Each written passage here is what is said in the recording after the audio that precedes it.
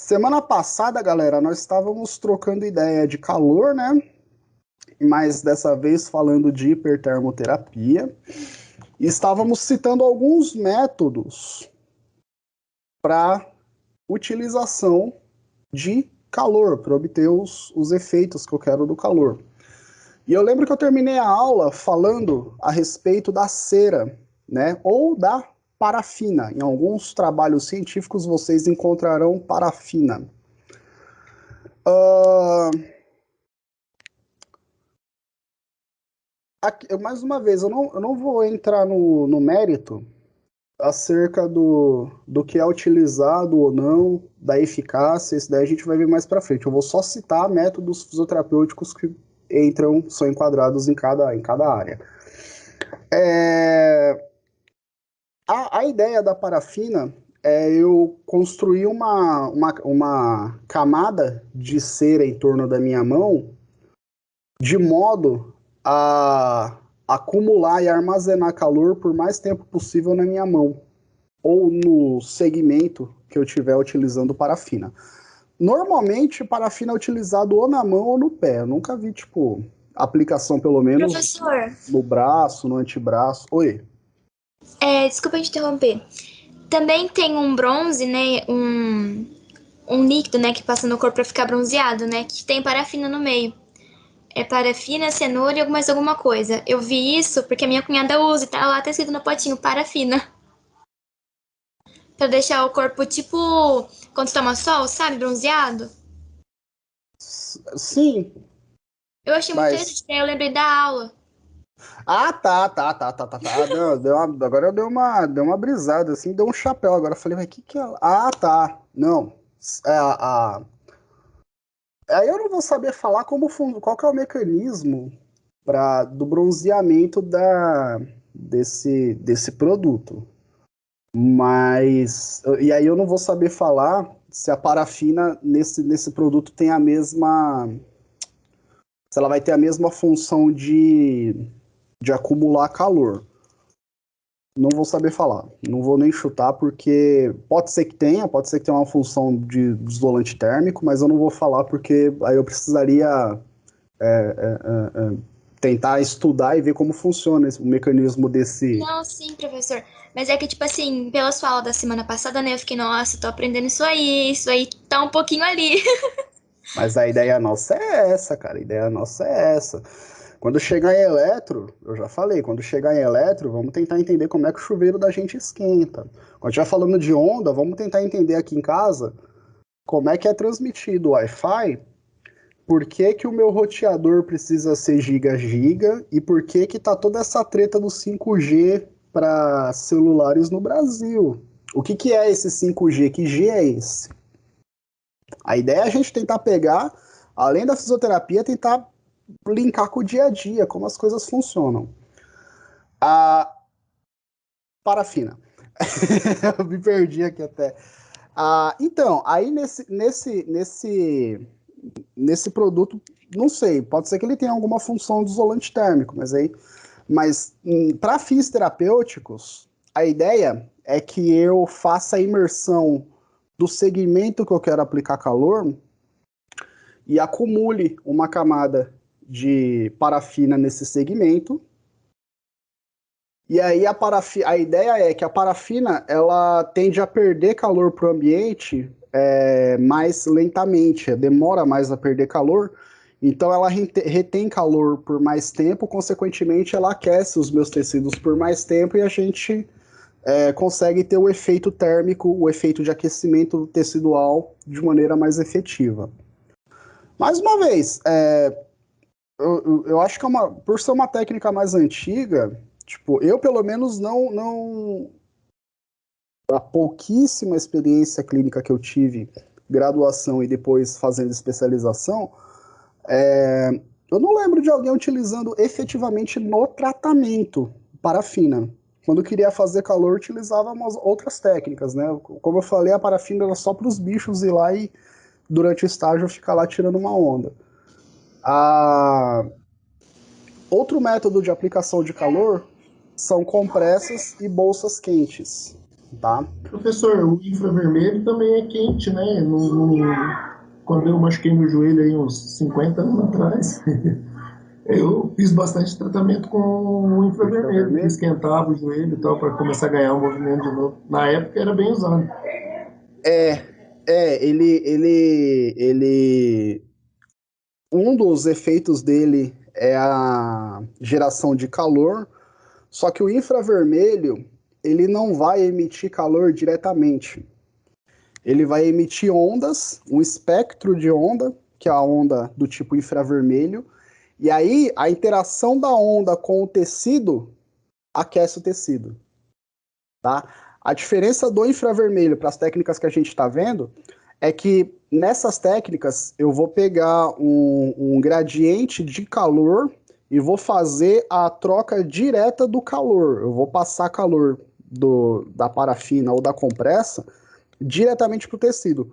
No infravermelho, eu preciso ter a interação da onda primeiro, e aí depois da interação da onda, o tecido vibra e aí ele aquece, ele gera calor. Então, muito entre aspas, é um efeito secundário, entendeu? A ideia é que eu que eu ganhe flexibilidade tecidual por aquecimento. Mas a aplicação de calor do infravermelho é diferente daqui. Aqui eu já venho com o calor direto. Lá eu primeiro bato a onda, aí depois esquenta.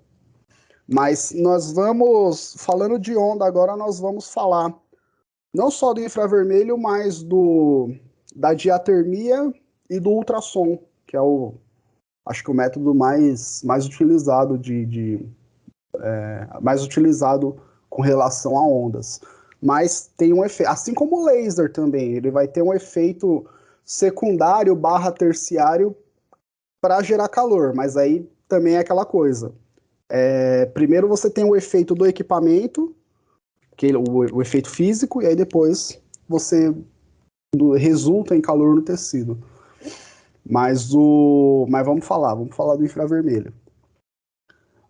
Então, compressas, galera, é o seguinte. Aqui eu estou dando o exemplo da bolsa de termogel, que eu posso tanto aquecer quanto congelar ela para aplicar calor ou para aplicar frio. Mas compressa eu posso fazer com toalha, por exemplo. Aqueço água, coloco a toalha se aquece, eu torço da água e aplico no tecido. A diferença é que, por exemplo, o termogel, ele retém a temperatura por mais tempo e ele demora mais a perder calor para o ambiente, ele demora mais a esfriar. A compressa, por exemplo, com toalha quente, eu preciso ter umas 4 ou 5 toalhas disponíveis, porque ela esfria muito rápido. Então eu preciso ficar trocando essas toalhas constantemente. Mas compressas e bolsas quentes também são utilizadas. Muito antigamente, na época que eu era criança, na época do Paulo, tinha bolsão de água, que a galera colocava, esquentava a água no fogão, colocava dentro desse uma bolsa de borracha, colocava nesse bolsão e colocava na parte do corpo que ela queria aquecer. Galera que jogava bola, tudo. Então, hoje em dia a gente não utiliza tanto. Quer dizer, acho que hoje em dia nem tem mais para vender. A gente utiliza bolsa de gel térmico. E aí esse gel faz a mesma função, só que a diferença é que o composto desse gel faz com que eu retenha calor por um período de tempo maior, então ele demora mais a esfriar se eu estiver aplicando quente, ou ele demora mais a derreter se ele estiver congelado. E outra técnica também para aplicação de calor por várias modalidades de hidroterapia, tá? Hidroterapia de um modo geral, com piscina, banheira, tudo. Água quente, né? Ou água na temperatura perto da minha temperatura corporal, ela é utilizada para troca de calor com os meus tecidos e para ganhar os efeitos que nós discutimos na aula passada. Aqui, eu coloco aqui embaixo, na verdade, o turbilhão, que vem a ser o turbilhão.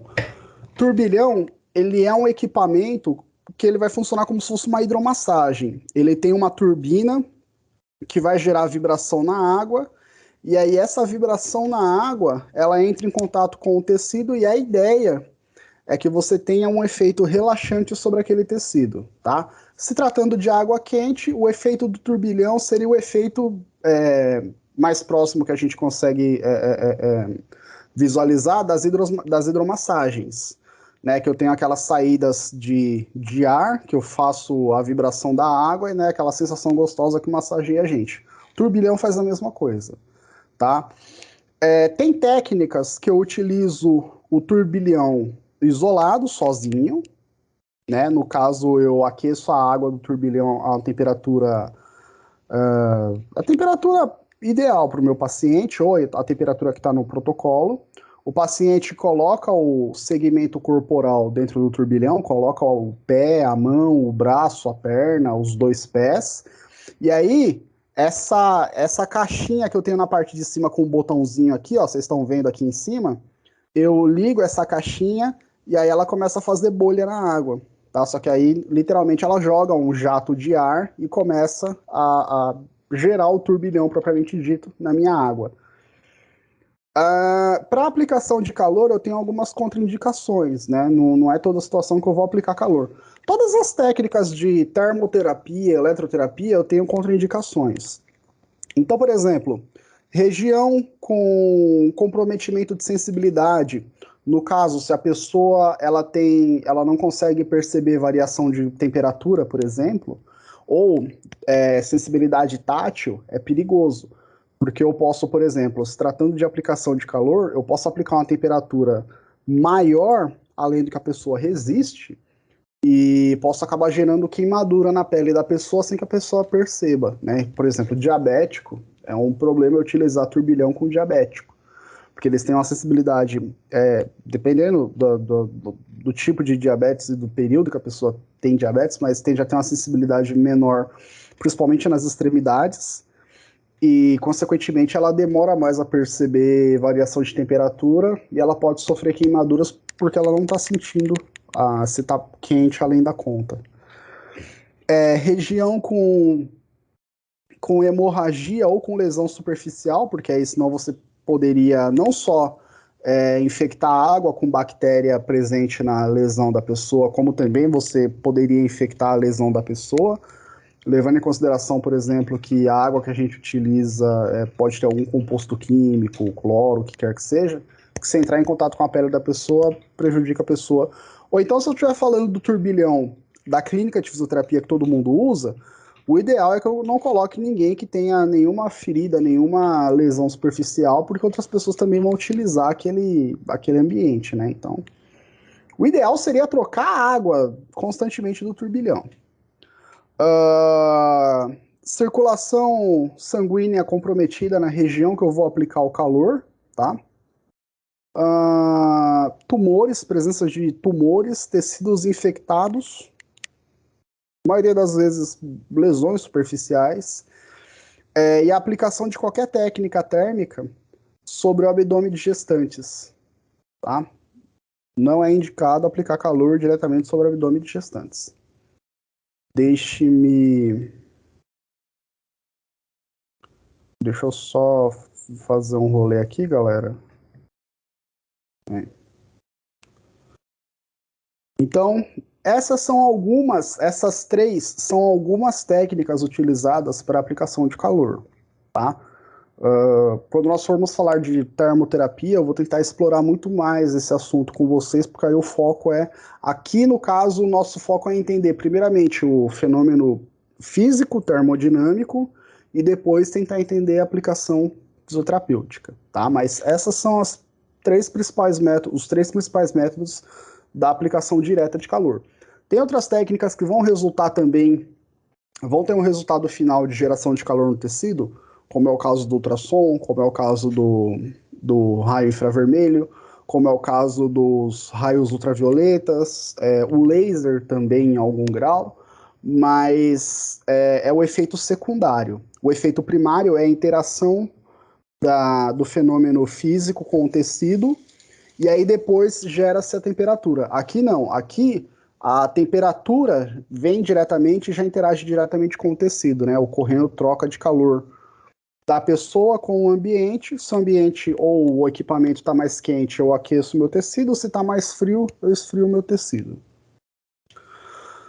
Com relação a esses métodos, essas técnicas fisioterapêuticas que a gente citou aqui, parciais, alguém tem alguma dúvida, alguma pergunta? Professor, eu sei que você falou que você vai explorar um pouquinho melhor mais para frente, mas por que não é indicado aplicar sobre o abdômen de gestantes? Fiquei um pouco curiosa.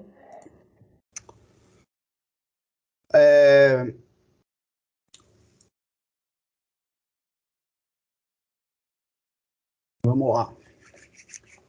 Homeostase. Estamos aqui com homeostase na cabeça.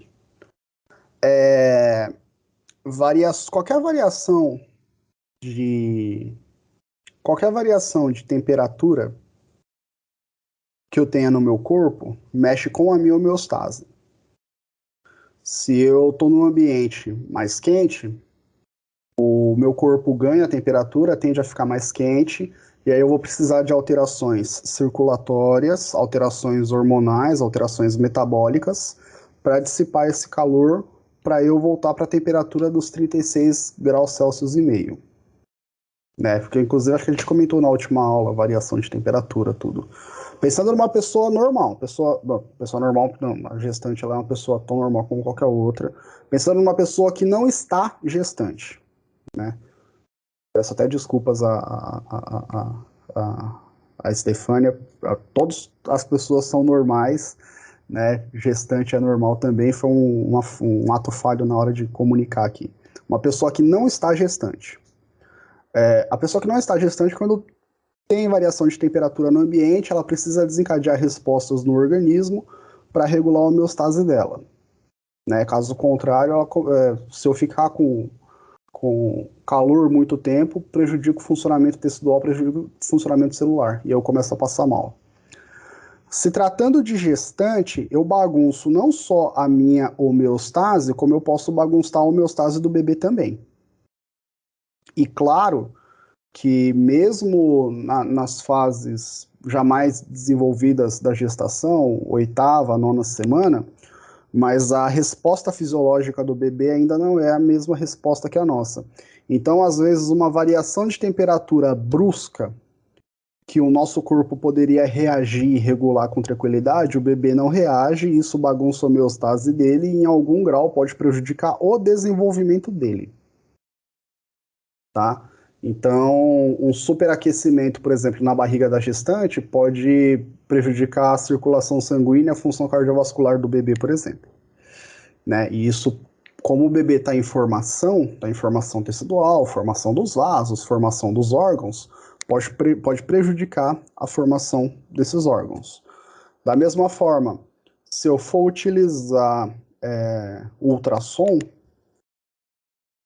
na gestante eu utilizo um ultrassom, só que eu utilizo ultrassom numa frequência diferente, numa frequência mais adequada, que não faz mal para o bebê. Mas dependendo do tipo de técnica que eu for aplicar, pode fazer mal para o bebê também, porque pode interagir com os tecidos dele numa intensidade maior que interage com os nossos, pode bagunçar a homeostase dele numa intensidade maior que bagunça a nossa homeostase, tá?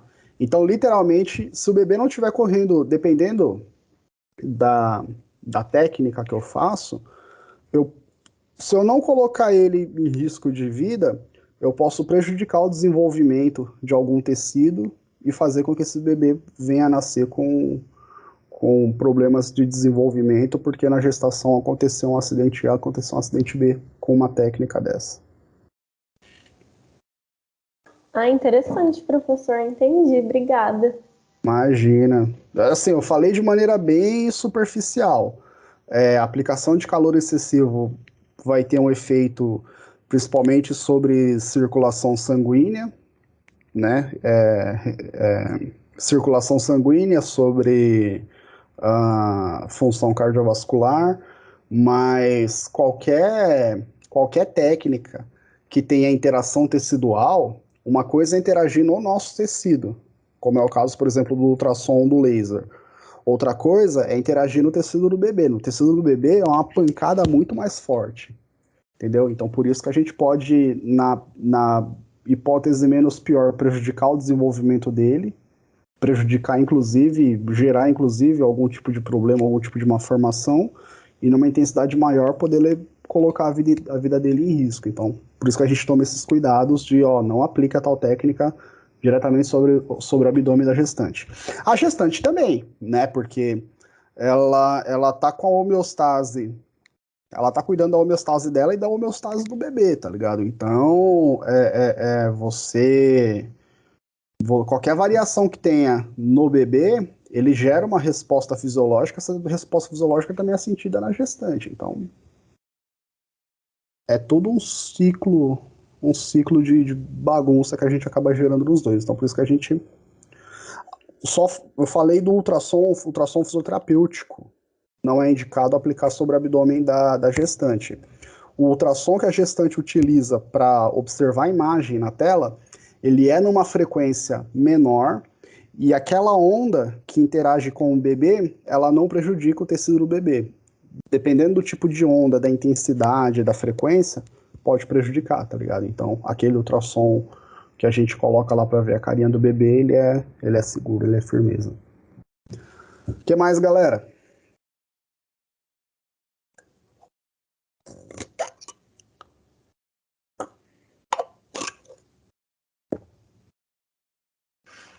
Suavidade? Bora falar de gelo, então. Crioterapia é a terapia utilizando frio ou a aplicação terapêutica de qualquer substância que resulte na retirada, na remoção de calor corporal ou calor tecidual numa determinada região, né? E aí, consequentemente, diminuindo a temperatura daqueles tecidos. Assim como com o calor, a efetividade da minha técnica ela vai depender do método de aplicação, do tempo e da temperatura que eu estou utilizando, tá? Então eu tenho diferentes métodos de aplicar crioterapia. Eu posso colocar uma pedrinha de gelo, eu posso colocar uma barra gelada, eu posso colocar a mão dentro de um balde com água gelada, eu posso aplicar um spray. Eu tenho diversas aplicações de crioterapia. E aí o tempo, a temperatura e a área que eu vou abranger aplicando aquela técnica vão ditar o quão resfriado vai ficar o meu tecido ou não para eu atingir o meu objetivo. Para que eu possa começar a observar efeitos da crioterapia, eu preciso diminuir a temperatura tecidual, que vai ficar na casa dos 36 graus Celsius e meio, a partir de 29 graus em diante, até 13 graus Celsius, mais ou menos, tá?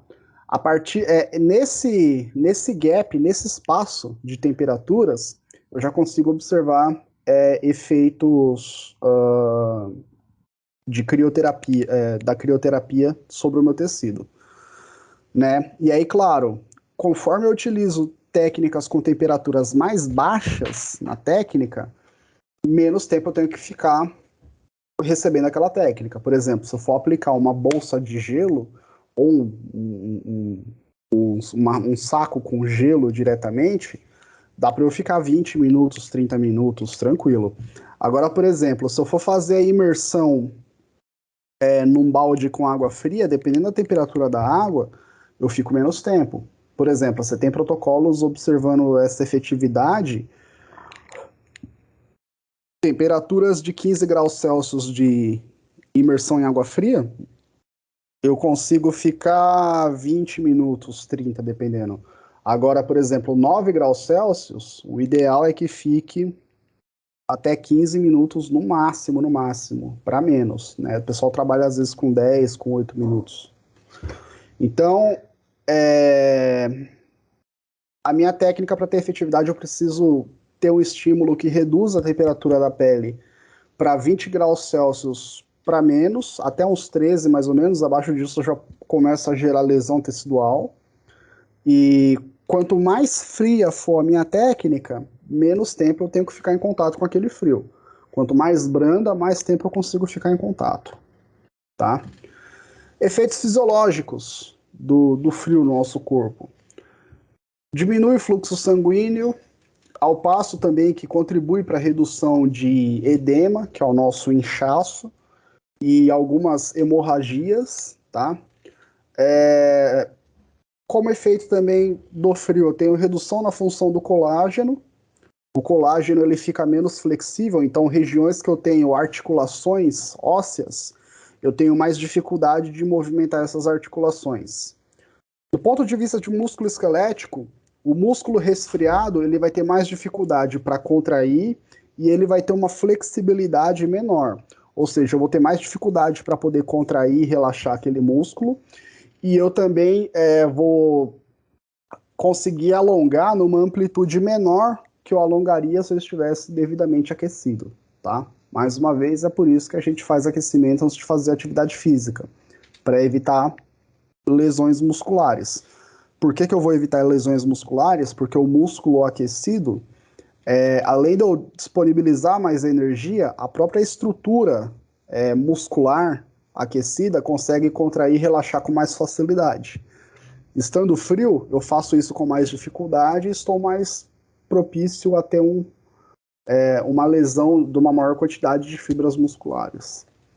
Tecido nervoso, eu tenho um atraso na transmissão nervosa quando eu estou exposto ao frio, né? Então a transmissão nervosa fica mais lenta, por isso, inclusive, que nós temos redução da dor quando eu utilizo frio em alguma região do meu corpo, porque quando eu aplico uma técnica fria, eu atraso a transmissão dos nociceptores daquela região, e aí, consequentemente, eu passo a sentir menos dor, porque está chegando menos informação de dor no meu cérebro. O frio atrasa o reparo tecidual na minha pele, tem efeito analgésico, no caso, para alívio de dor, que eu acabei de comentar. A redução do fluxo sanguíneo, da velocidade do fluxo, vai ser dada pela vasoconstrição que eu gero quando eu aplico frio nos meus pacientes. O frio diminui a produção de suor e aumenta a tensão, o tônus muscular, que é aquela tensão prévia. Tônus muscular a gente vai comentar em sistema muscular em breve, depois do sistema renal, então eu não vou entrar nessa pauta agora, não. E o frio, ele diminui o meu metabolismo, tá? O frio diminui a minha produção e o meu gasto energético. Ele faz com que o meu corpo gaste menos energia. E aqui uma coisa legal. Assim como o calor, as regiões mais superficiais, elas serão mais afetadas pela aplicação de crioterapia em relação aos tecidos mais profundos. Então, da mesma forma que quando eu estou aplicando o calor, eu tenho que estar atento, porque as regiões mais superficiais vão esquentar mais que as regiões mais profundas, frio é a mesma coisa. As regiões mais superficiais vão esfriar mais do que as regiões mais profundas. Então, se eu quiser fazer uma aplicação muscular ou em tecidos mais profundos, eu tenho que estar atento a essa parte para não gerar nenhum tipo de dano ou lesão cutânea. Métodos da aplicação do frio, né? Da aplicação de crioterapia. Eu posso também utilizar bolsas e compressas frias, então bolsas de termogel ou então toalhas, né? Se eu colocar na água fria, eu consigo fazer uma aplicação direta do frio. Gelo, se eu colocar gelo diretamente num saco, num invólucro, num pano e aplicar, tá? Eu tenho o uso de spray para aplicação de frio, é muito utilizado principalmente no esporte, né? Em alguns segmentos, não é tão comum a gente utilizar no dia a dia na prática fisioterapêutica. E hidroterapia. Eu tenho técnicas de hidroterapia que eu vou fazer a aplicação de frio utilizando água, tá? Mais especificamente, a crioimersão ou a imersão em água fria. A crioimersão ou a imersão em água fria. Que inclusive eu estou fazendo uma revisão com a aluna do segundo ano envolvendo esse tema. Só que aí é efeito sobre parâmetro hemodinâmico. É bom para recuperação muscular, né, professor?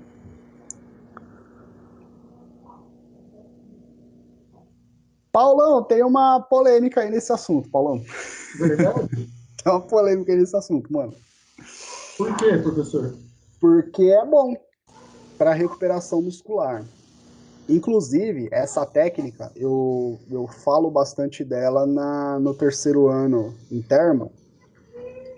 Só que assim, eu não havia ainda aprofundado tanto a minha pesquisa acerca do tema. Tá? Então, eu estava muito atento à aplicação. Situação que eu aplico, se ela é efetiva ou não. Tá? Então, revisão sistemática, ensaio clínico que tinha essa técnica, eu pegava, via a aplicação, via se tinha efetividade, beleza. Fazendo essa pesquisa esse ano, eu cheguei num resultado, e eu não cheguei em um autor, eu cheguei em vários, falando que o efeito da imersão em água fria é efeito placebo. É porque a gente vê muito em atletas que fazem triatlo, essas coisas e tal, a hora que eles terminam a prova, eles entram dentro da piscina com gelo, senta, né, molha as pernas e tal, para voltar a competir daqui a pouco de novo. Sim, não, e aí é o grande parênteses que eu preciso fazer para vocês, porque assim, quando eu falo de efeito placebo, eu não tô falando que não funciona. Funciona. E os atletas fazem isso para ter recuperação muscular, e eles de fato têm recuperação muscular. É que assim, ó, lá no começo do ano, eu comentei com vocês que eu peguei inclusive a Maria Fernanda, que estava com dor de cabeça no dia, para perguntar entre um remédio de 2,50 e de 10 centavos, qual que você tomaria, né? Lembra, Maria Fernanda? Lembro, professor. E aí eu falei do efeito placebo, né? O efeito placebo, isso a gente vai estudar melhor no quarto ano. Eu vou tirar um primeiro mês e meio das nossas disciplinas para falar de estudo científico. Mas o efeito placebo, falando de maneira muito simplificada e a grosso modo, só para a gente poder trocar uma ideia, é: meu corpo desencadeando respostas fisiológicas para proporcionar minha recuperação, tá? Diga retorno à homeostase. Quando eu falo de efeito placebo, eu falo de respostas que o meu corpo, por si só, vai desencadear para promover a minha recuperação ou para promover a cura de uma determinada patologia, de uma determinada doença que eu esteja. O efeito placebo, na medicina, hoje, com o que a gente tem de informação, ele consegue curar até 30% de todas as moléstias que nós temos no nosso dia a dia. Tipo, claro, o placebo não vai curar a Covid, não vai curar câncer, não vai curar... Né? Tem doenças que não dependem do placebo, mas tem muitas doenças que dependem do placebo. Um exemplo que eu dou é, os analgésicos que nós consumimos, eles são incessantemente testados, aquela substância em pessoas que têm dor, com testes científicos, para eu poder tirar o efeito mais perfeito daquele teste. E ainda assim eu tenho uma incidência de placebo muito grande, tá? Que é aquela coisa que as nossas mães, avós comentavam, de, não, se você tomar comprimido de farinha e acreditar que aquele comprimido vai te curar, você melhora.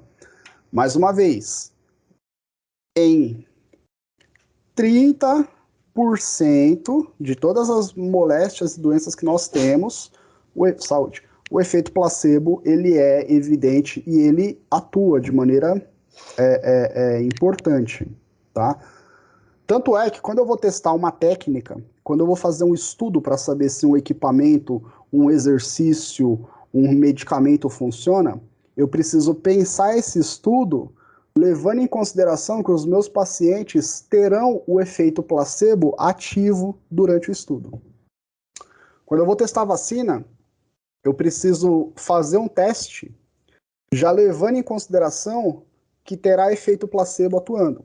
Tanto é que se vocês pegarem as matérias, saiu falando das eficácias das vacinas da Covid, vocês vão ver que o grupo que tomou a vacina de verdade teve tal incidência de versão moderada, leve e grave da Covid, e o grupo que tomou placebo teve tal incidência dessas mesmas versões da Covid no corpo.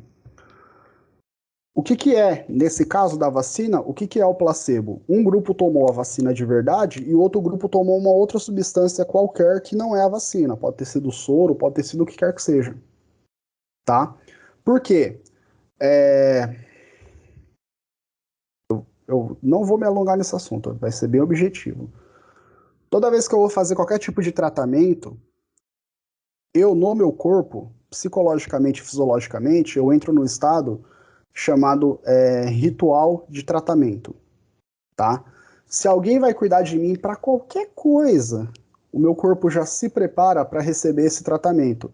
Esse preparo gera alterações fisiológicas que podem favorecer o meu tratamento, que podem favorecer a minha cura mais rápida, tá? Ou até mesmo favorecer a eficácia total do meu tratamento, independente da técnica que eu aplique. Então eu já estou fazendo esse parênteses porque ano passado eu ensinei pro pessoal que hoje está no 4º ano sobre crioimersão, imersão em água fria, pegamos trabalhos científicos testando a eficácia dessa parada e eu fiz a mesma coisa com o 3º ano esse ano, tá ligado? E aí passado um tempo eu vi esses trabalhos e eu fiz uma retificação. Gente, eu não tinha essa informação de que a imersão em água fria, ela tem a mesma eficácia do placebo. E aí eu vou explicar. Como assim, professor, tem a mesma eficácia do placebo? Vamos pensar assim, ó. Vamos pegar vamos pegar o Paulo e quem mais? E a Rebeca. Eu, o Paulo e a Rebeca, tá? Eu, o Paulo e a Rebeca, nós vamos fazer um treinamento de 1 hora. Nesse treinamento vai ter atividade aeróbica, vai ter atividade resistida, a gente vai fazer um treinamento de 1 hora, tá? Ao final desse treinamento, nós vamos estar cansados, nós vamos estar doloridos, a gente vai estar daquele jeito que a gente sai da academia quando a gente acaba o treino, morto, tá? E nós vamos fazer o seguinte, vamos testar 3 métodos de tratamento para acelerar a recuperação muscular. Então eu não vou fazer nada, vou só descansar. Eu vou só descansar. Eu vou sentar num canto e vou ficar parado descansando. E eu serei o grupo controle. O Paulo, eu serei malvado com o Paulo. O Paulo vai fazer crioimersão. Eu vou colocar o Paulo dentro de uma banheira, igual tá aqui a galera do Santos aqui, ó. Da hora. Vou colocar o Paulo nessa banheira aqui, ó. Ele vai conversar com o Elânio, com o Neymar, com todo mundo. Mas ele vai estar sob uma temperatura de 9 graus. Opa, não aparece? De 9 graus Celsius por 15 minutos. Tá? A Rebeca, eu vou ser brother da Rebeca, porque a Rebeca foi gente boa comigo aí. Não que o Paulo não seja, mas a Rebeca foi gente boa. Falar, pô, a Rebeca, não vou pôr a Rebeca no frio, não. A Rebeca, eu vou colocar ela numa banheira. Eu vou falar pra Rebeca que ela vai pro gelo também, igual o Paulo. Só que o Paulo eu boto numa sala com uma banheira 9 graus Celsius a 15 minutos. A Rebeca vai para uma outra sala que ela não tá vendo o Paulo. Eu vou falar, Rebeca, você vai pro frio também, tá?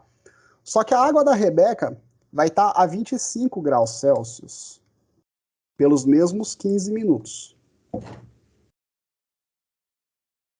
Vamos fazer esse experimento aqui, que é o que os estudos que verificaram isso fizeram, tá? O que vai acontecer? Vamos falar de recuperação muscular. Recuperação muscular. Eu não fiz nada, não fiz nenhuma técnica. As outras duas pessoas fizeram a crioterapia. O Paulo fez a crioterapia de verdade e a Rebeca fez a crioterapia falsa, tá?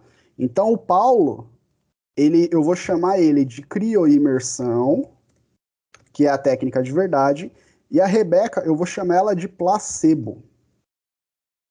Ela fez a técnica falsa, ela não fez o padrão correto que estabeleceram de crioterapia. Então o que vai acontecer? O Alan, controle, ele vai ter uma recuperação menor ou uma recuperação mais lenta em relação ao Paulo e em relação à Rebeca. Tá? Se eu fizer a técnica que eu fiz com o Paulo e se eu fizer a técnica que eu fiz com a Rebeca, eu vou ter uma recuperação muscular mais rápida do que se eu ficar só parado, descansando. Tomar um banho, pá, e ficar aqui sentado jogando PlayStation. Entretanto, se eu for comparar o Paulo com a Rebeca, para saber quem se recuperou mais rápido, tiver a recuperação muscular mais rápida, os dois vão ter a mesma efetividade.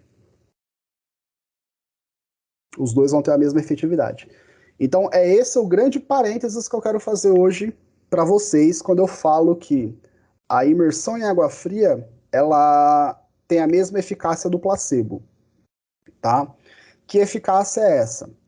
A imersão em água fria, comparada a quem não faz nada, ela é superior, tá?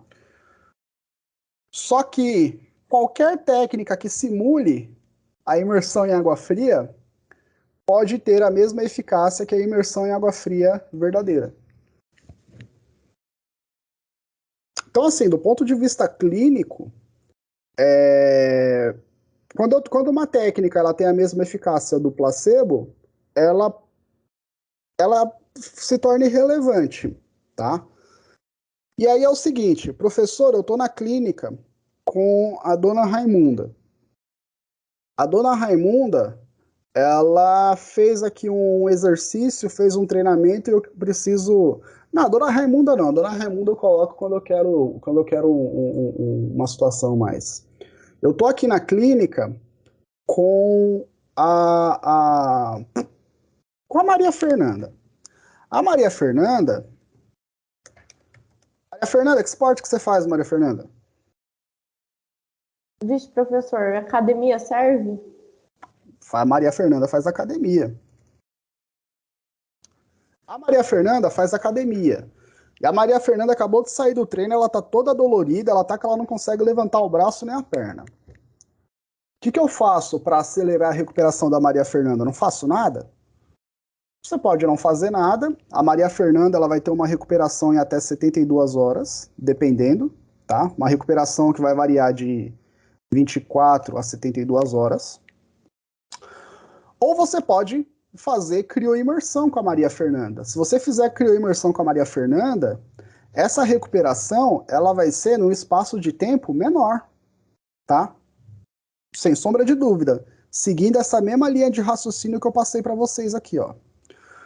Só que, quando eu for fazer a crioterapia, eu posso fazer mediante preferência da Maria Fernanda. Por quê? Se eu fizer com temperaturas muito baixas, como manda o protocolo, ou se eu fizer com temperaturas mais altas, eu tenho a mesma chance de ter a mesma eficácia de acelerar a recuperação muscular dela. Então aqui, ó, na foto, deixa eu parar de compartilhar isso aqui agora, e deixa eu voltar para o slide. Aqui na foto, esses caras, eles estão promovendo recuperação muscular. Eu não duvido disso. Só que, se eu tiver essa água gelada nessa mesma temperatura, ou se eu pegar a água na temperatura ambiente e aplicar um composto para dar a sensação de estar gelada, aplicar, sei lá, um composto que simule o efeito do house preto na nossa boca, a chance desses caras se recuperarem é a mesma, na mesma quantidade. Então é esse o grande parênteses que eu quero fazer. A técnica, ela é efetiva para promover recuperação muscular, principalmente recuperação muscular pós-exercício. A gente não duvida disso.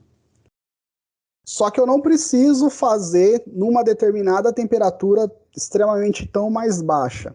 O ideal é, pelo menos no setor que eu estiver atendendo, quando nós formos trabalhar com o paciente, a gente vai trabalhar sempre seguindo um protocolo, independente, tá? Mas se eu pegar um paciente que é muito sensível a frio, e como eu falei para vocês, a maioria da galera não gosta de frio, e eu puder pôr uma temperatura um pouco mais amena, eu posso supor que a chance desse paciente se recuperar da mesma forma é a mesma. Agora, se for um atleta que não liga, que já está acostumado, mete lá os 9, 8 graus Celsius e é nóis. Tá? Aí vocês perguntam, professor, mas esse efeito placebo é para todas as outras técnicas de crioterapia? Não sei. Não sei. Eu precisaria estudar mais a fundo outras técnicas, tá? Inclusive, tinha um evento, teve em 2018, 2019, chamado FEMA Running, que era uma galera que fazia uma corrida de 4K, 6K da FEMA. E a Físio tinha com os estudantes do primeiro ano uma atividade pós-competição que o pessoal se dirigia até a tenda da fisioterapia e o pessoal fazia uma técnica de massagem com gelo, que foi um protocolo, inclusive, que eu pesquisei, de massagem com gelo no quadríceps, para poder acelerar, do quadríceps femoral, para poder acelerar a recuperação pós-exercício, tá? E eu achei esse trabalho porque o padrão ouro para recuperação pós-exercício é, de fato, a imersão em água fria. E como não dava para colocar todo mundo em vários tambores com água gelada, eu encontrei um trabalho que observou a mesma eficácia fazendo essa técnica de aplicação de gelo para acelerar a recuperação muscular pós-atividade física. E aí eu achei esse trabalho, a Maria Eulália conseguiu packs de gelo, e aí os estudantes em 2018 e 2019, do primeiro ano, fizeram essa atividade, tá ligado? Aí você vai falar pra mim, pô, professor, mas esse protocolo que você achou, que você foi atrás e mandou fazer a placebo também? Não sei. A gente precisaria testar essa técnica com uma outra substância que dê a sensação de gelo para verificar se tem a mesma resposta muscular. Pode ser que sim, pode ser que não. Né? Mas a imersão em água fria tem vários estudos falando que ela é eficaz para promover resposta, para promover recuperação pós-exercício, mas ela não é mais eficaz que o placebo. Então, o que eu quero falar no final é: os atletas se recuperam, mas o que faz eles se recuperarem não é a temperatura da água, não é a presença do gelo. São respostas internas do corpo deles, movidos psicologicamente por estar sendo tratado ali naquela situação, na imersão em água fria. Não adianta, cara. Biofísica tem que ter uma brisa durante a aula. Não adianta, eu não consigo. Eu falei que hoje a aula ia ser direta. Caímos na imersão em água fria. Bom, e aí, galera, contraindicações, né? Situações que eu não vou poder aplicar imersão em água fria ou técnicas de crioterapia de um modo geral, o spray, o gelo. Aterosclerose, doença vascular, aterosclerose, formação de placa de ateroma dentro da parede dos vasos sanguíneos, mais especificamente das artérias. Pessoas com hipertensão, pessoas com vasoespasmo, que aí eu vou ter dificuldade na transmissão do fluxo sanguíneo, e alteração de sensibilidade térmica também, que é o caso que eu falei do calor, porque eu posso colocar a pessoa na temperatura muito mais fria do que ela toleraria, e eu posso ter lesão tecidual e essa pessoa não vai perceber. É legal essa parte aí, porque eu jogo bola, daí acaba o jogo de bola, eu tomo um banhão na ducha, aquelas duchonas que tem lá, que sai um monte de água gelada, os caras vai tudo no morninho lá, eu falo, não, eu vou no gelo ali você sai com uma outra sensação, já parece que recupera instantaneamente, já a musculatura da gente é legal pra caramba. Não, e aí a gente pode discutir, por exemplo, se você na ducha gelada se recupera mais rápido que os caras na ducha quente. Plausível de discussão. Mas rola a recuperação. O contato com o frio vai promover essa recuperação. Mas é aquele parênteses que eu faço. Não é a água ou a técnica que está gerando o efeito diretamente fora do seu controle, que vai fazer você se recuperar quer queira você ou não. É qualquer outro mecanismo interno do efeito placebo. E aí quando eu falo, quando a gente fala de efeito placebo, a gente não é que a gente está falando que não funciona. Funciona e promove recuperação, mas não aquela técnica, não. Então, tipo assim, por exemplo, se você joga seu futebol e quando acaba o futebol você vai para a ducha e você sente essa recuperação muscular, você pode tomar a sua ducha. Se você quiser tomar ela mais ou menos gelada, a chance de você ter a mesma recuperação é a mesma, mas toma a ducha, porque efetivamente vai gerar recuperação muscular. Mas é aquela coisa, se ela tiver mais ou menos fria, você não vai ter uma recuperação maior ou menor, porque não é a temperatura da água que está gerando essa resposta. É muito mais a sua sensação e o teu corpo, as suas alterações fisiológicas próprias, tá ligado? Mas acontece. Ó, o Paulo sempre trazendo o caos para nossa aula, Paulo. Você tocou no assunto, cara. Aí, ó. Entramos na polêmica aí. Mas é legal. Eu vejo com atleta, né? Aí ele sempre tem essas coisas, né? Aí é legal. Não, o Júnior do terceiro ano noturno, esposo da professora Dani, teve um tempo que ele... Cara, ele sempre traz as novidades na aula, quando vai falar de técnica, a gente tem aula de termo, mas mesmo no primeiro ano, ele fez biofísica comigo, sempre ele traz as novidades, cara. O que ele falou uma vez? Ele falou que ele jogava basquete. Ele perguntou, professor, eu jogava basquete, o técnico mandava colocar o pé dentro de uma bacia com sal e vinagre. Acho que era isso, cara. Eu acho que era sal e vinagre. Eu acho que é isso mesmo. Aí ele falou, mas tem algum fundamento, alguma coisa? Cara, eu pesquisei. Falei, olha, pode ser uma boa linha de pesquisa pra gente começar, cara, porque eu não achei nada. Nada. Pode ser que tenha, né? E aí é outro parênteses que eu faço. Se eu não achei nada, eu não sei se funciona mesmo ou não. Pode ser que funcione, mas eu não achei nada. E ele trouxe esse aspecto. Isso daí é tipo coisa do povo antigo, professor, que fala, tal. Quando eu tava com esporão, o meu não era esporão, mas eu achei que era Aí a minha mãe também falava, põe no pé na água quente que joga um pouco de sal e vinagre e tal, e alonga, não sei o que. Aí acaba melhorando, mas eu não sei se daí foi só por causa da água quente, porque daí eu não sei se o sal e o vinagre tem alguma coisa a ver e tal, mas é tipo em benzer, sabe? Cara, nós temos, de um modo geral, nós, enquanto seres humanos, nós temos, de um modo geral, a tendência de fazer muitas correlações, que às vezes não necessariamente elas serão verdadeiras. Às vezes eu tenho uma série de fatores que me trazem uma resposta fisiológica e eu posso, por exemplo, fazer uma falsa correlação com uma terapia, com uma técnica ou com uma situação do qual eu fui exposto e achar que aquela situação ela é válida. Por exemplo, eu custo muito para chegar na casa da minha mãe hoje e tomar suco de manga batido com leite. Minha mãe dá pulo.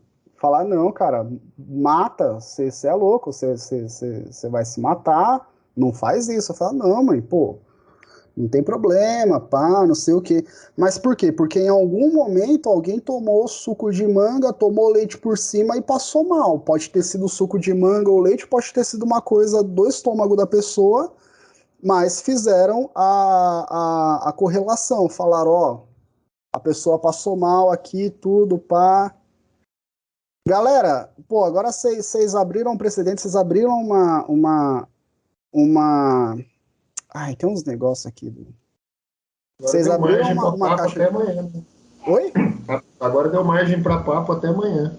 Não, eu tô falando, o Paulo trouxe o caos. Peraí, achei. O Paulo trouxe o caos. Né? Que o Paulo e todos os estudantes tragam o caos mais vezes. Eu vou deixar aqui no chat,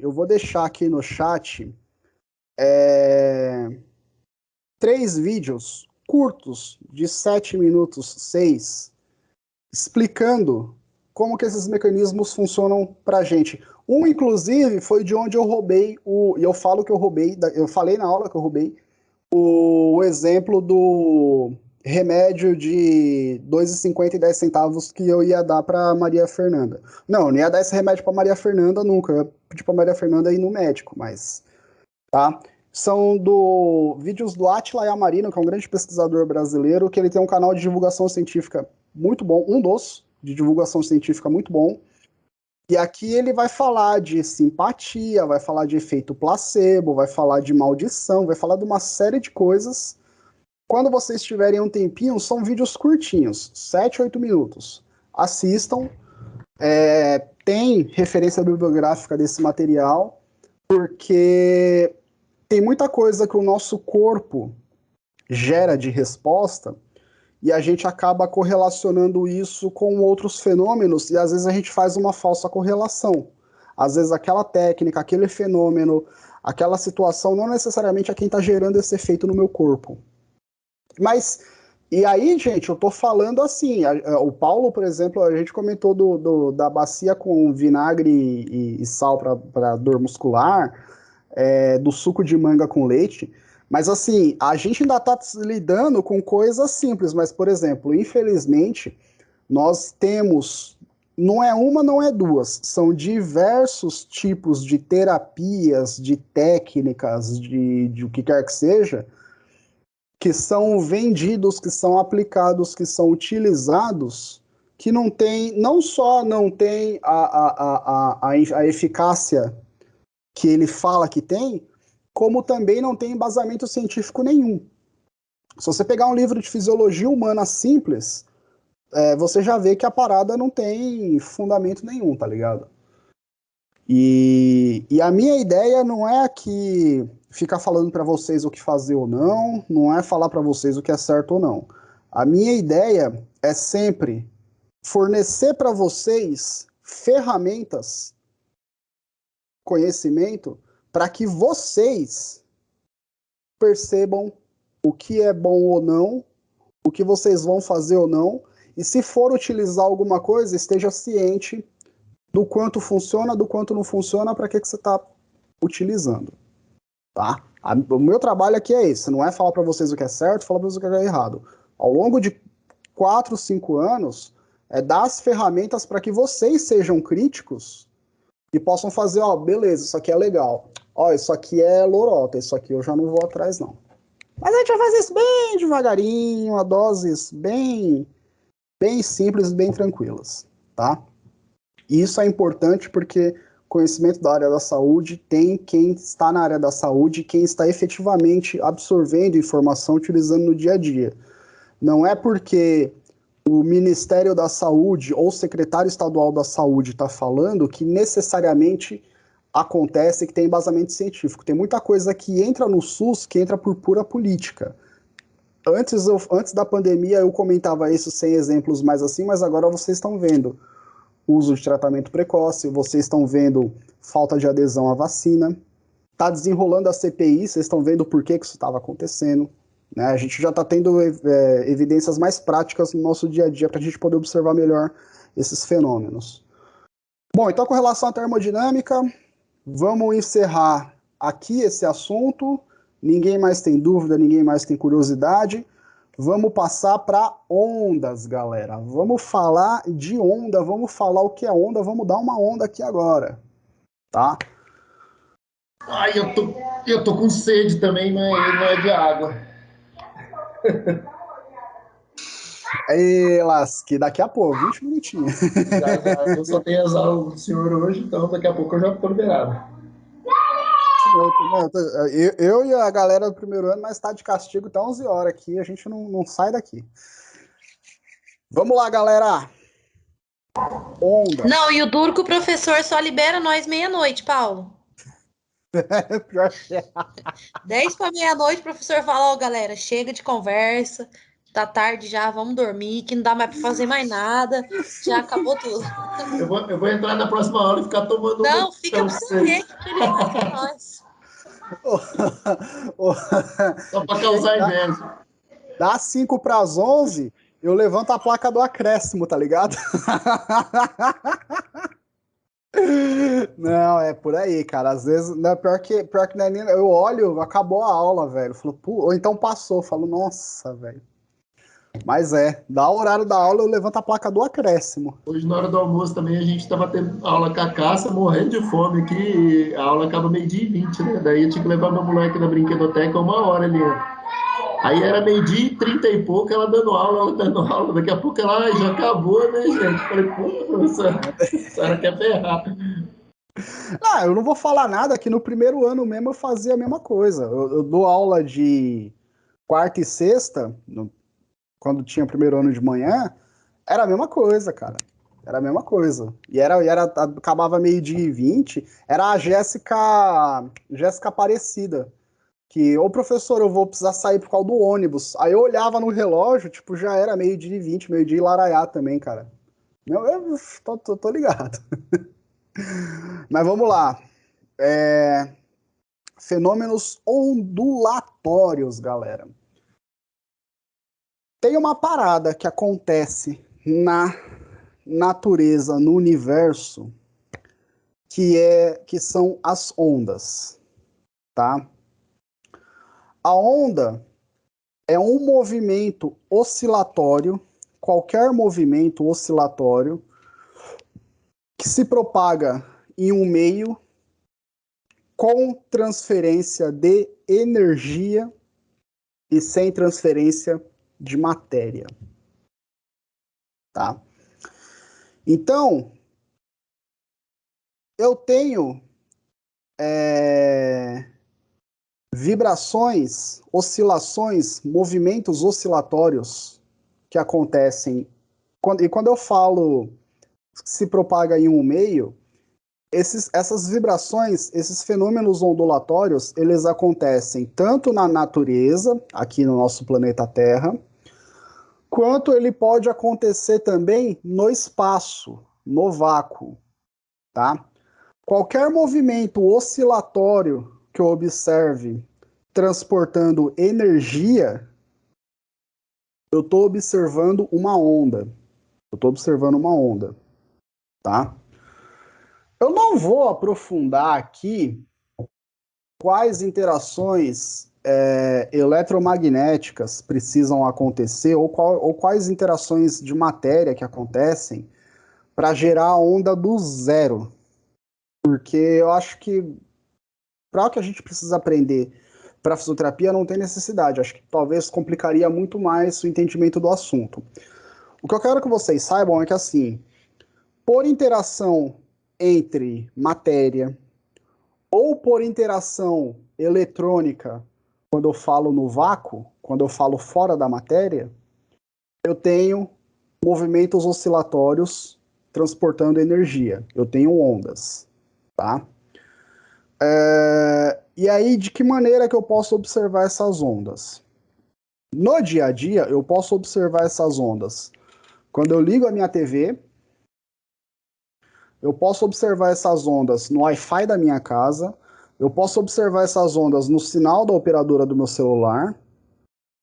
Além dos equipamentos que geram ondas, que promovem vibrações, e essas vibrações transportam energia. Tá?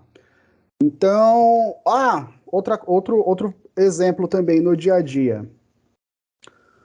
A luz e o calor do Sol viaja no espaço por onda e chega até a Terra por onda. Se a gente pensar de maneira crítica, de maneira direta, se eu acender uma boca do fogão ou todas as bocas do fogão lá na cozinha, eu não vou gerar aquecimento direto aqui na sala. A cozinha vai ficar muito quente, mas a sala não vai ter nenhuma variação significativa de temperatura. Talvez se eu colocar o termômetro tenha uma variação ali de 0, alguma coisa, mas não é significativa. Tá? Mas lá na cozinha vai estar quente. Então, a propagação do calor ela será maior tal qual a minha fonte de calor. Mas ainda assim, é um pouco estranho pensar, aí a gente pode levar em consideração o tamanho da estrela, a distância, tudo. Mas, por exemplo, pensar se só a liberação da temperatura do Sol seria o suficiente para trazer calor e trazer luz até a Terra. Né? Eu não sei se sem as ondas se isso aconteceria. O que o Sol faz para iluminar e para esquentar a Terra é emitir ondas, emitir oscilações vibratórias, carregando calor, energia na forma de calor, carregando energia na forma de luz, e a emissão dessas ondas ela é tão forte que ela chega até a Terra. E aí quando ela chega na Terra, ela esquenta, ela aumenta a temperatura do ambiente, ela transmite luz e essa luz interage com o ambiente. Tá? Então, onda é um movimento oscilatório que se propaga num meio com transferência de energia, mas sem transporte de matéria. Eu não consigo, na onda do meu Wi-Fi aqui em casa, colocar o meu celular e transportar meu celular do ponto A ao ponto B pela onda do Wi-Fi. Nem pela onda do rádio, nem pela onda da TV, nem se eu fosse utilizar radiação, por exemplo, nem se eu fosse emitir ondas radioativas. Não rola, eu não consigo transportar nenhum tipo de matéria, eu só consigo transportar energia com as ondas. O que pra gente já é o suficiente, a gente já faz maravilha com isso, tá? E aí ondas, eu terei dois tipos principais de ondas. Eu terei onda do tipo mecânica, ou melhor, natureza. Ela pode ser de natureza mecânica ou natureza eletromagnética. Onda de natureza mecânica são ondas que resultam de deformações provocadas em meio material elástico, transportando só energia mecânica. Tá? E aí, por causa disso, eu já entendo que a onda mecânica ela só pode ser propagada na matéria, não pode ser propagada no vácuo. Tá? Como assim? A onda mecânica, eu só consigo propagar ela em um ambiente onde eu tenha matéria. Agora, aqui no ar, por exemplo, eu consigo... se eu tiver um dispositivo gerando ondas, qualquer tipo de onda, eu consigo sentir essa onda chegando na minha mão, consigo perceber de alguma forma essa onda andando no meu espaço. Por quê? Porque essa onda está interagindo com a matéria presente no nosso ar. Como eu já falei para vocês, o nosso ar tem muita matéria, tem muitos gases difundidos. Só que se eu pegar essa mesma onda mecânica e meter no vácuo eu não tenho matéria. Tá? E aí eu dou sempre o exemplo do espaço, que é o exemplo que a gente consegue melhor enxergar isso. Vamos dar um exemplo matador. A onda sonora a onda, o som, não o som do fone de ouvido não, mas o som que eu escuto, a minha voz, ela nada mais é do que vibração com as moléculas do ar que passam pelas minhas cordas vocais, pela minha epiglote, que interagem com os meus lábios e se propagam no ar, tá? Então, eu tenho a liberação de ar pelas minhas cordas vocais. Essas cordas vocais vibram, elas vibram. Conforme eu articulo os meus lábios, essa vibração muda de entonação, e aí a quantidade de ar que eu colocar para fora, na intensidade que eu colocar para fora, varia a vibração das minhas cordas vocais e geram ondas sonoras. Geram movimentos oscilatórios no ar que se refletem em ondas sonoras. Tá? Essas ondas sonoras eu só consigo fazer utilizando o ar que sai do meu pulmão, e eu consigo propagar ela no ar que está aqui na minha frente, que está cheio de moléculas de gases, de bactérias, enfim, várias substâncias. E aí essas ondas sonoras interagem nesse ambiente. Se eu for tentar propagar essa mesma onda sonora no espaço, eu não consigo. Porque no espaço eu não vou conseguir transportar energia e interagir com outra matéria. É por isso que o pessoal enche o saco dos filmes de Star Wars e de espaço quando tem explosão, porque não tem explosão no espaço. Quer dizer, tem explosão no espaço, mas não tem o barulho da explosão. Não tem barulho no espaço. Se vocês forem um pouco mais...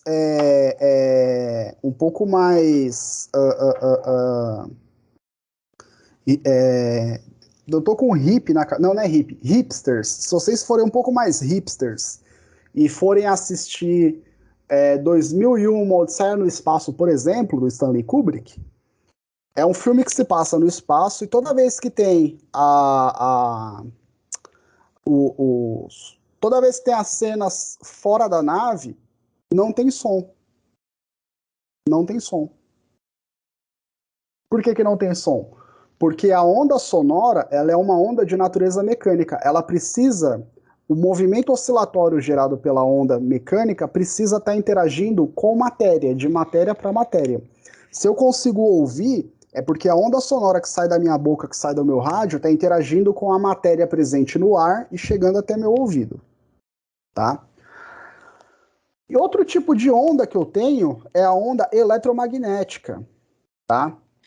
A onda eletromagnética, ela é uma onda gerada pela vibração de cargas elétricas, vibração de elétrons, transportando energia sob a forma de quanta. Pacotinhos de energia que eu chamo de quanta. Então, eu tenho vibrações nos elétrons dos meus átomos, essas vibrações geram quanta, e essa quanta ela é propagada na forma de onda eletromagnética. Essa onda ela é propagada no vácuo e ela é propagada em alguns meios materiais também. É com essa onda eletromagnética, com vibração gerada nos elétrons de vários átomos, várias moléculas, que o Sol consegue gerar onda eletromagnética e transportar a luz dele e o calor dele até a Terra. A onda, por definição, não transporta matéria, mas transporta energia. Então eu tenho dois tipos de energia, luminosa e térmica, no caso do calor. O Sol gera essa onda eletromagnética com essa vibração de elétrons em torno dele, e essas ondas eletromagnéticas viajam o espaço transportando energia e calor até chegar na Terra.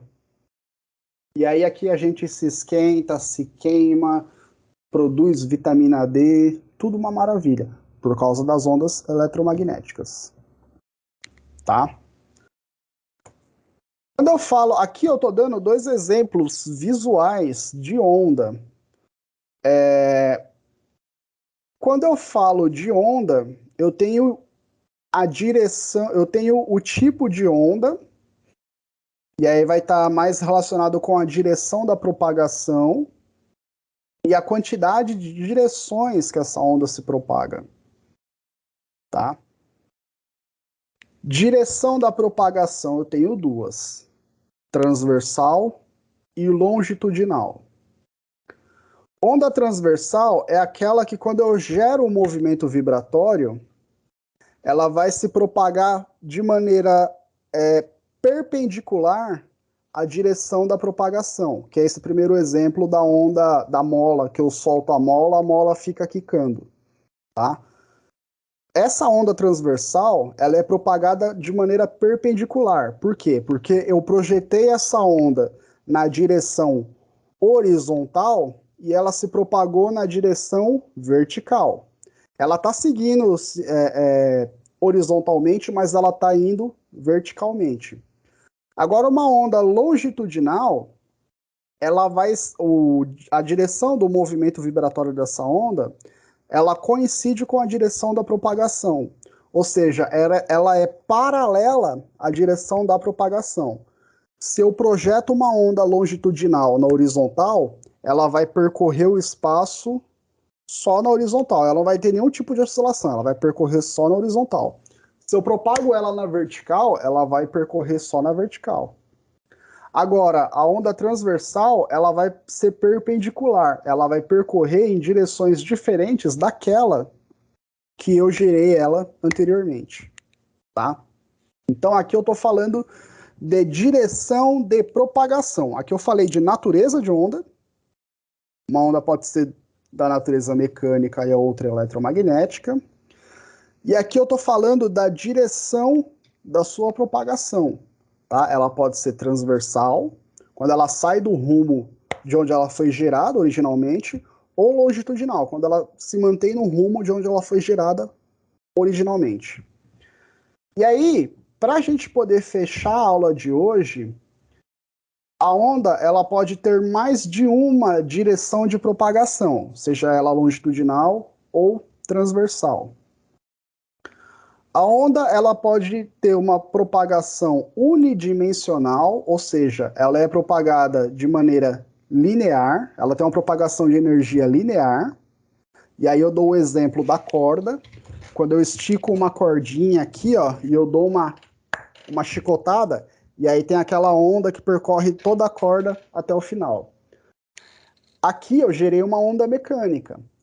Eu promovi uma vibração oscilatória na matéria da corda e a corda propagou essa onda em toda a sua extensão até o final dela. Essa propagação é uma propagação de energia linear e ela só acontece em uma direção. Ou é só na horizontal ou é só na vertical. Uma propagação bidimensional é uma propagação superficial de energia.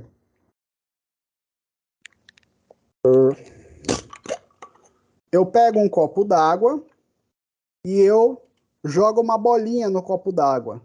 Na hora que a bolinha bate na água, ela gera um movimento vibratório oscilatório na superfície da água e a água vibra. Ela tem a formação de ondas, tá? Só que a formação da onda, ela é superficial. Então vai ser uma propagação na horizontal e uma propagação na vertical. Vai ser em duas dimensões, tá? Então a propagação bidimensional de onda, ela transporta energia superficialmente. E a propagação tridimensional de onda, ela é uma propagação, como o próprio nome diz, em 3 dimensões, uma propagação espacial de energia. A propagação tridimensional da onda é a propagação que nós temos, por exemplo, do som. Quando eu estou aqui falando, se a gente estiver na sala de aula, quando a gente estiver na sala de aula e eu estiver falando, não vai estar escutando só quem está na reta de onde eu estou. Quem estiver na lateral vai estar escutando também. Por quê? Porque a propagação espacial, ela entende a propagação da onda como sendo horizontal, como sendo vertical, transversal, diagonal, em todas as direções. Em todas as direções. A luz da minha casa aqui é uma onda de luz. É uma onda de liberação de fótons, tá? Só está iluminando a luz aonde a lâmpada está acesa, no chão? Não. A lâmpada, ela está iluminando todo o cômodo da minha casa. Por que ela está iluminando todo o cômodo da minha casa? Porque eu estou propagando ondas de luz em todas as direções. Por isso que eu chamo a propagação tridimensional de propagação espacial de energia. Tá? Então, propagação unidimensional é uma propagação de energia linear, acontece em apenas uma direção. Propagação bidimensional é uma propagação superficial, acontece em duas dimensões, em duas direções, tá? E propagação tridimensional é uma propagação espacial. Ela é propagada em 3 ou mais direções ao mesmo tempo.